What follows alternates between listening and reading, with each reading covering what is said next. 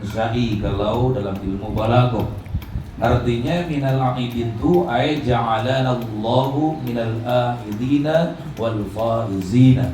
Semoga Allah menjadikan kita semua minal aidina, termasuk daripada golongan orang-orang yang dikembalikan oleh Allah kepada kesucian. Artinya setelah Ramadan meninggalkan kita, dosa-dosa kita semua dihapus oleh Allah Subhanahu wa ta'ala seperti kertas putih yang tidak ada titik hitam sedikit pun. Itu arti daripada minal a'idin wal faizin, dan semoga Allah menjadikan kita termasuk daripada golongan orang-orang yang mendapatkan kemenangan dan kebahagiaan. Bukan artinya minal aidin wal faizin mohon maaf lahir dan batin, bukan ya. Jadi ketika ada orang mengucapkan minal aidin wal faizin, jawabnya apa? Amin. Taqabbalallahu siyamana wa siyamakum. Semoga Allah menerima puasa kita semua, wasyamakum, dan puasa kalian semua. Itu adalah arti daripada minal aizin wal faizin dan taqabbalallahu minasyamana wasyamakum. Jadi ya segala sesuatu pun kalau tanpa ilmu itu jadi ngaco artinya ya, jadi rancu. Hadirin yang dirahmati oleh Allah Subhanahu wa taala, di kesempatan yang berbahagia ini sedikit tentang haul ini, bagaimana Rasulullah SAW mengadakan suatu hadis yang dibuat di dalam kitab Mukhtarul Ahadis. Apa kata Rasulullah? Ragima anfu rajulin idan salaha Ramadan fala yughfaru lah, wa ragima anfu rajulin yajidu walidahuma walam yudkhilahul jannah. Kemudian waragima anfu rajulin idza dukirtu indahu falam yusalli alayya. Jadi hari ini temanya cukup 3 saja, berkaitan dengan Ramadan dan berkaitan dengan berbakti kepada kedua orang tua. Kata Rasulullah, ragima anfu rajulin. Artinya ragima itu kalau secara harfiah, secara arti hakikatnya adalah orang yang hidungnya penuh dengan lumpur. Kalau orang nyungsruk, orang nyungsem, dia kan ke got, atau orang nyungsem di jalanan, hidungnya penuh dengan lumpur. Itu menandakan apa? Jadi bahan tertawaan orang. Artinya apa? Kehinaan. Artinya ragima anfu rajulin, sangat hina seseorang di mata Allah Subhanahu wa ta'ala. Idan salakho Ramadan, apabila Ramadan telah meninggalkan dia, fala yughfarullah, tetapi dia tidak mendapatkan ampunan dari Allah Subhanahu wa ta'ala. Padahal Ramadan ini adalah bulan maghfirah. Ramadan itu adalah bulan ampunan, tetapi kenapa kita tidak diampuni oleh Allah? Nah ini titik permasalahannya. Kan kata Rasulullah, kam min shaimin laisa min saumihi ilal ju' wal atas. Banyak orang yang berpuasa. Kita semua puasa, yang namanya orang Islam pasti puasa.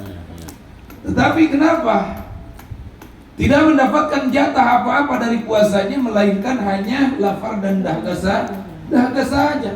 Jadi percuma kita puasa dari pagi sampai sore menahan lapar sehingga perut keroncongan, masya Allah, kemudian mulut kita dahaga, haus, tetapi di sisi Allah Subhanahu wa ta'ala kita tidak mendapatkan apa-apa, boro-boro ampunan dari Allah. Dikarenakan apa? Dikarenakan yang pertama, puasa kita tidak pakai ilmu.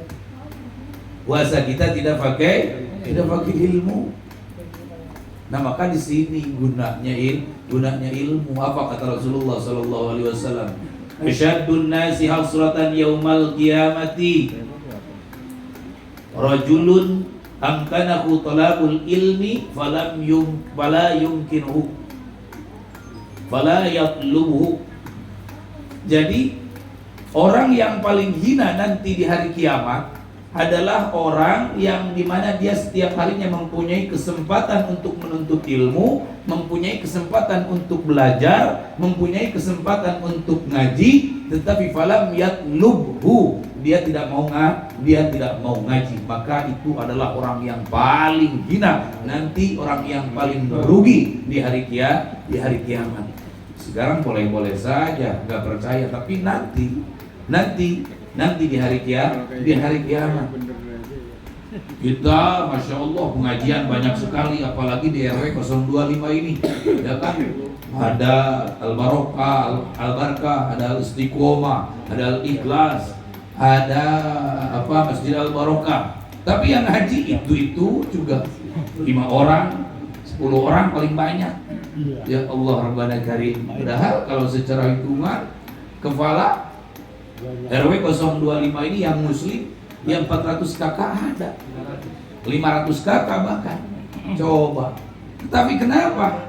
Tidak ada kesempatan, tidak ada waktu untuk ngaji. Nanti rasakan di hari kiamat. Itu kata Rasulullah Sallallahu Alaihi Wasallam. Jadi setiap ibadah apapun, kalau tanpa ilmu maka tidak akan diterima oleh Allah. Faqul man bi ghairi ilmin ya'malu a'maluhu mardudatun la tuqbal. Setiap orang yang beramal tanpa ilmu, maka amalnya tidak akan diterima oleh Allah.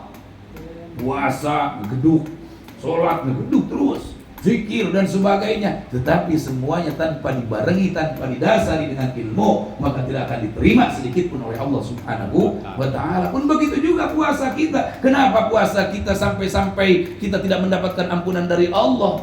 Ongkoh mana yang namanya puasa itu adalah syahrul maghfirah, bulan ampunan. Tetapi kenapa kita tidak diampuni oleh Allah? Maka kata Rasulullah, sangat merugi orang yang ketika dia berpuasa kemudian setelah Ramadan meninggalkannya, tetapi dia tidak mendapatkan sedikit pun ampunan dari Allah Subhanahu wa ta'ala, dikarenakan tanpa ilmu. Coba tanpa ilmunya gimana?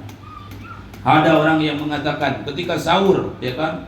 Sahur, kita lagi enak-enak makan sahur, tiba-tiba di masjid adzan, Allahu Akbar, Allahu Akbar. Ya terusin aja makan.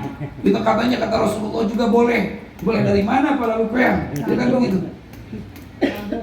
Ketika adzan subuh berkumandang, kita masih ada makanan, lepein.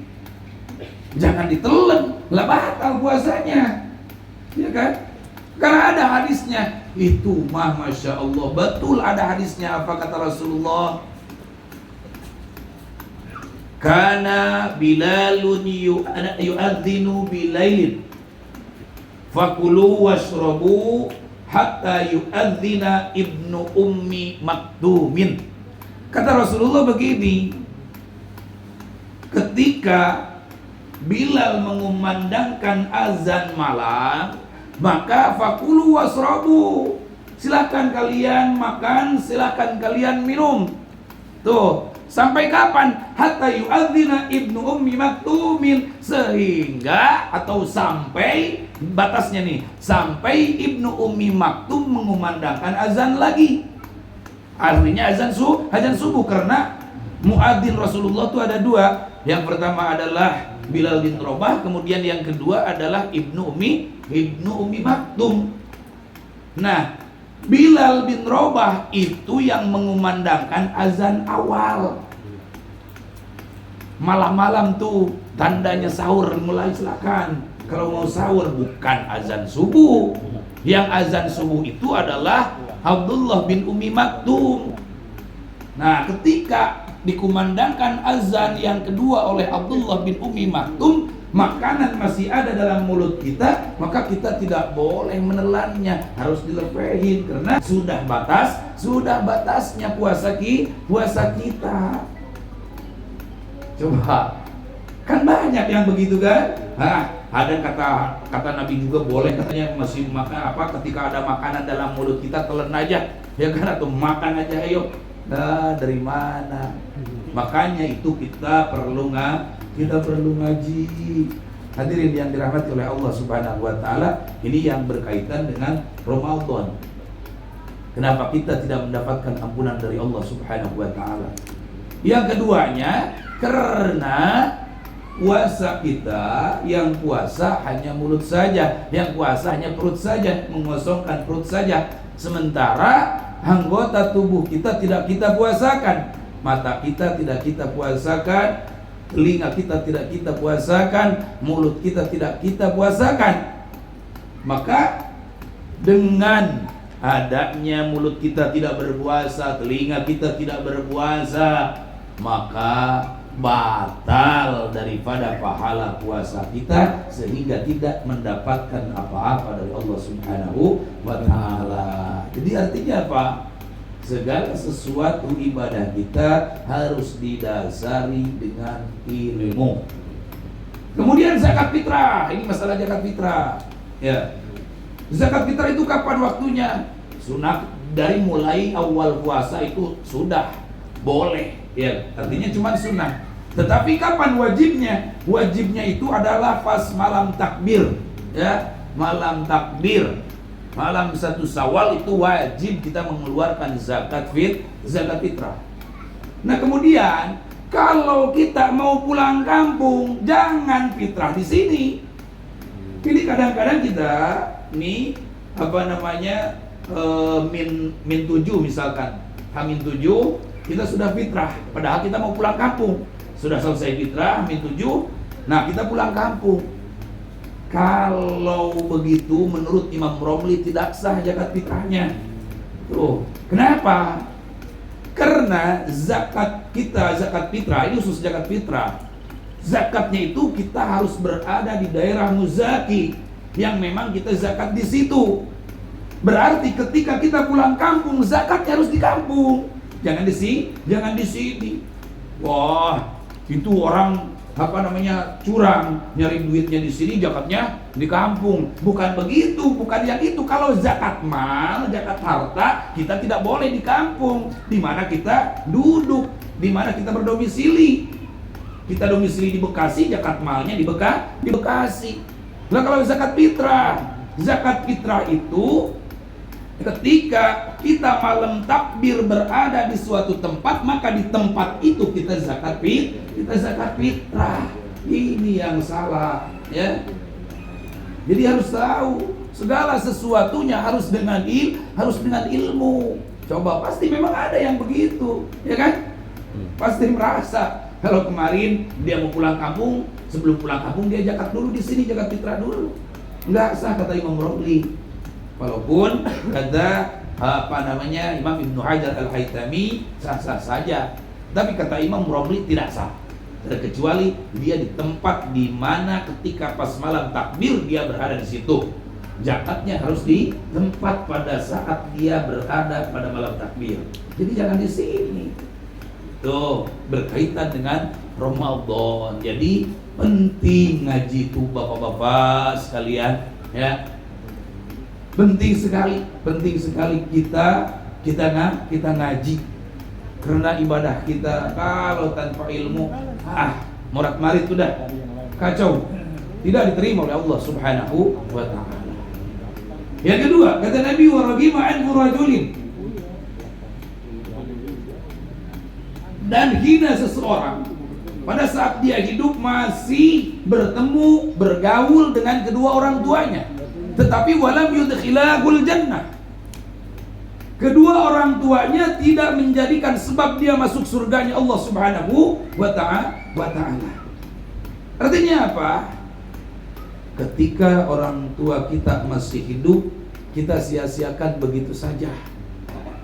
Kita tidak berbakti kepada kedua orang tua kita, sehingga orang tua kita tidak menjadi sebab kita masuk ke dalam surganya Allah. Kenapa? Ya karena ridullah fi ridul walidain wa suhtullah fi suhtil walidain. Ridho Allah tergantung ridho kedua orang tua. Murka Allah tergantung murka kedua orang tua kita. Kalau orang tua kita Masya Allah tersakiti hatinya dengan ucapan kita, dengan tingkah laku kita, maka jangan harap kita mendapatkan rahmat dari Allah Subhanahu wa ta'ala. Bahkan memang ya, kalau kita berpikir namanya orang tua, anak 9 diurus semuanya, ya enggak? Semuanya diurus anak 9. Mampu ibu kita ngurus anaknya yang 9. Tetapi giliran ibu kita sudah tua, anak yang 9 ini nggak mampu ngurus ibu satu aja, malah saling lempar ke yang pertama, lempar yang kedua, lempar yang ketiga. Begitu ada ibu kita ditendang-tendangin. Coba. Jangan protes Pak Ade. Allah Karim. Nah itu kita coba rasakan aja semuanya. Dan itu ingat, kalau kita sama orang tua kita seperti itu, maka nanti suatu saat anak kita pun akan seperti itu. Itu janji Rasulullah Sallallahu Alaihi Wasallam. Ketika kita durhaka kepada kedua orang tua kita menyakiti hati kedua orang tua kita, maka suatu saat anak kita pun akan berlaku yang sama kepada kita. Maka jangan sedikit-sedikit salahkan anak kita, tetapi introspeksi diri kita seperti apa kita berbakti kita kepada kedua orang tua kita. Pada saat meninggal, Masya Allah, ditangisin, semua pada berteriak, semua pada menyesal. Kemarin waktu hidup kemana aja, ya kan? Waktu hidup kemana aja. Giliran udah meninggal, wah, pada nangis. Air mata buaya itu namanya. Ya Allah, Rabbana Karim. Udah gitu, ogah ngemandiin juga. Padahal anak-anaknya, ya kan, anaknya yang mandiin. Ini nyuruh orang lain. Anaknya yang nyolatin. Ini nyuruh orang lain. Kata anaknya, nggak bisa saya mandiin, nggak bisa saya nyolatin. Ya pantas orang kagak pernah ngaji, makanya nggak bisa. Tuh perlu ngaji makanya. Gimana kita mau bisa mandiin orang tua kita tanpa ilmunya? Gimana kita mau nyolatin jenazah kedua orang tua kita tanpa kita punya ilmu? Maka harus ngaji kuncinya. Ini kadang-kadang ngaji kan males-malesan. Ya Allah, giliran ngaji siapa dulu? Dilihat yang menyampaikannya. Kalau yang menyampaikannya, Masya Allah, ya pikir sepen, ketawa mulu baru senang. Kalau yang disampaikan ilmu, ogah. Kalau yang menyampaikan serius-serius, ogah.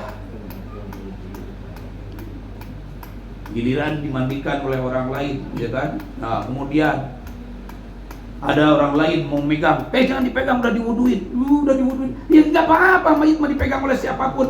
Mayit perempuan dipegang oleh laki-laki, mayit batal nggak wudunya? Udah diwuduin misalkan, batal nggak? Saya mau tanya. Hah? Batal nggak? Kata siapa? Yang nggak batal, orang mayit mah sudah mati. Yang namanya mayit, al-mayyitu la yusamma muhdisan wala junuban. Yang namanya mayit itu dia tidak disebut berhadas, dia tidak disebut orang yang junub. Suci mayit mah.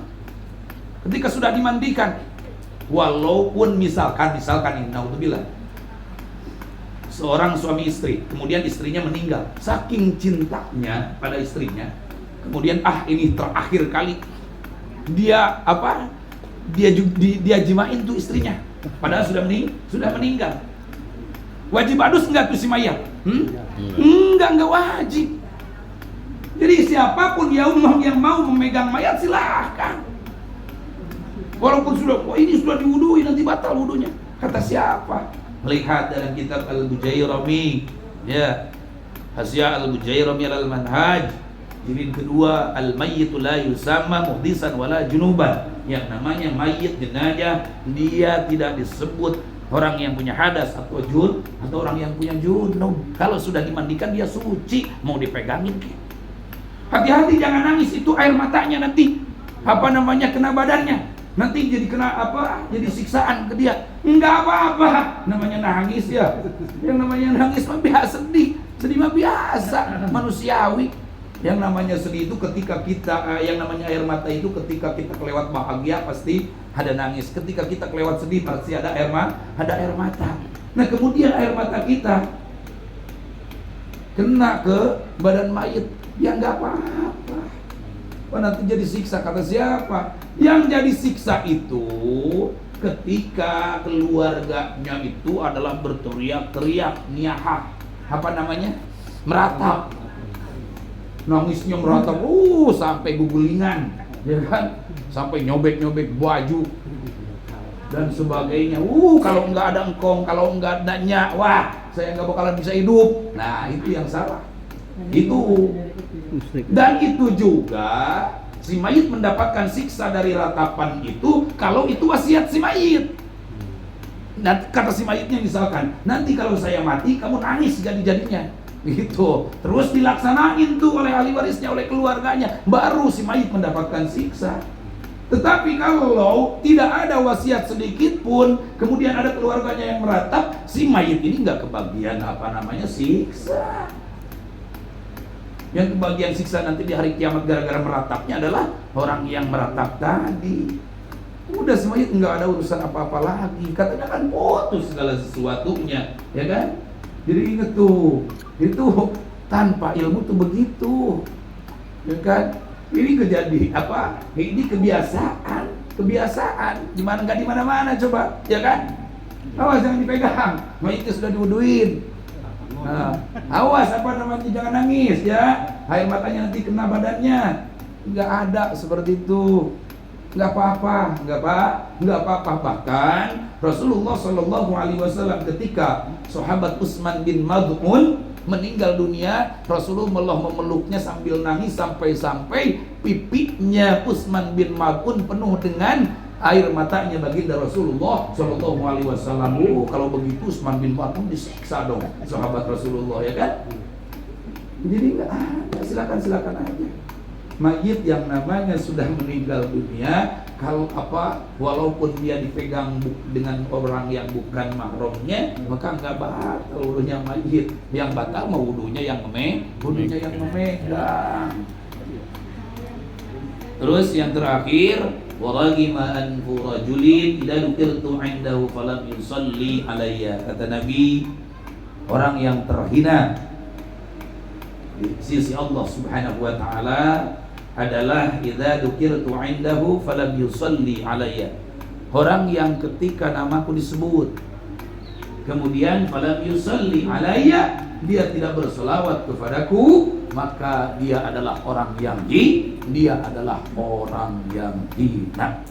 Ini cukup tiga ini ngaji, jangan lama-lama, yang penting kita dapat, ya kan? Yang pertama, yang terhina, orang yang terhina di sisi Allah Subhanahu wa taala adalah orang yang ketika Ramadan meninggalkannya tetapi dia tidak mendapatkan ampunan dari Allah. Yang kedua, orang yang ketika dia mendapati kedua orang tuanya selagi hidup di dunia tetapi kedua orang tuanya tidak menjadikan sebab dia masuk ke dalam surganya Allah, itu adalah orang yang terhina di sisi Allah. Ketiga adalah orang yang ketika disebut namaku, kata baginda Rasulullah SAW, tetapi dia tidak bersolawat kepadaku, maka orang tersebut adalah orang yang paling terhina. Dan pada intinya di kesempatan taklim awal yang berbahagia ini, mari kita sama-sama sing-singkan dengan baju kita ngaji dan ngaji. Selagi kita diberikan umur oleh Allah Subhanahu wa taala, selagi kita diberikan kesempatan oleh Allah Subhanahu wa taala, jangan lewatkan waktu dan kesempatan kita sia-sia terbuang begitu saja tanpa diisi dengan taklim, tanpa diisi dengan belajar, tanpa diisi dengan ngaji. Karena kalau kita tidak ngaji, kita tidak punya ilmu, maka segala amal ibadah kita tidak akan diterima oleh Allah Subhanahu wa taala. Jadi, alhamdulillah, mungkin itu yang bisa saya sampaikan. Mohon maaf yang sebesar-besarnya. Wallahul muwaffiq ila aqwamit thoriq. Ihdinas shiratal mustaqim. Assalamualaikum warahmatullahi wabarakatuh.